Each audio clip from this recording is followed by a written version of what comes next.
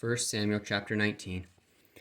And Saul spake to Jonathan his son and to all his servants that they should kill David. But Jonathan, Saul's son, delighted much in David. And Jonathan told David, saying, Saul my father seeketh to kill thee. Now therefore I pray thee, take heed to thyself until the morning, and abide in a secret place, and hide thyself. And I will go out and stand beside my father in the field where thou art, and I will commune with my father to thee, and what I see that I will tell thee. And Jonathan spake good of David unto Saul his father, and said unto him, Let not the king sin against his servant, against David, because he hath not sinned against thee, and because his works have been to thee word very good. For he did put his life in his hand, and slew the Philistine. And the Lord wrought a great salvation for all Israel. Thou sawest it, and didst rejoice. Wherefore then wilt thou sin against innocent blood, to slay David without a cause? And Saul hearkened unto the voice of Jonathan, and Saul sware, As the Lord liveth, he should not be slain. And Jonathan called David, and Jonathan shewed him all those things. And Jonathan brought David to Saul, and he was in his presence, as in times past, and there was war again. And David went out and fought with the Philistines, and slew them with the great slaughter, and they fled from him. And the evil spirit from the Lord was upon Saul, as he sat in his house, with his javelin in his hand, and David played with his hand.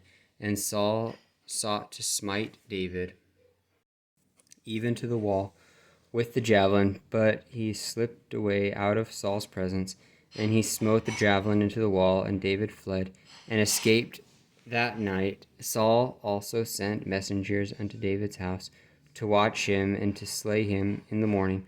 And Michal, David's wife, told him, saying, If thou save not thy life tonight, tomorrow thou shalt be slain. So Michal let David down through a window, and he went and fled and escaped. And Michal took an image and laid it in the bed, and put a pillow of goat's hair for his bolster, and covered it with a cloth.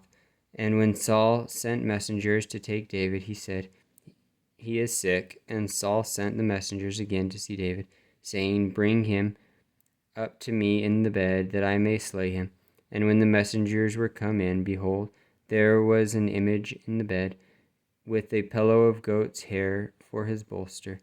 And Saul said unto Michal, Why hast thou deceived me so, and sent away mine enemy, that he is escaped? And Michal answered Saul, He said unto me, Let me go, why should I kill thee?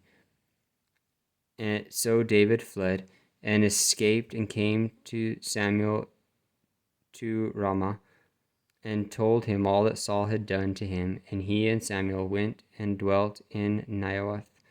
And it was told Saul, saying, Behold, David is at Naioth in Ramah. And Saul sent messengers to take David. And when they saw the company of the prophets prophesying, and Samuel standing as appointed over them, the Spirit of God was upon the messengers of Saul, and they also prophesied. And when it was told Saul, he sent other messengers, and they prophesied likewise. And Saul sent messengers again the third time, and they prophesied also. Then went he also to Ramah, and it came to pass came to a great wall that is in Sechu. And he asked and said, Where are Samuel and David? And one said, Behold, they be at Naioth in Ramah. And he went thither to Naioth in Ramah, and the Spirit of God was upon him also.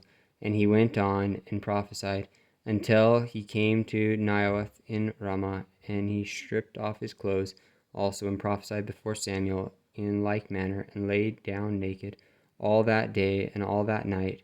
Wherefore they say, Is Saul also among the prophets?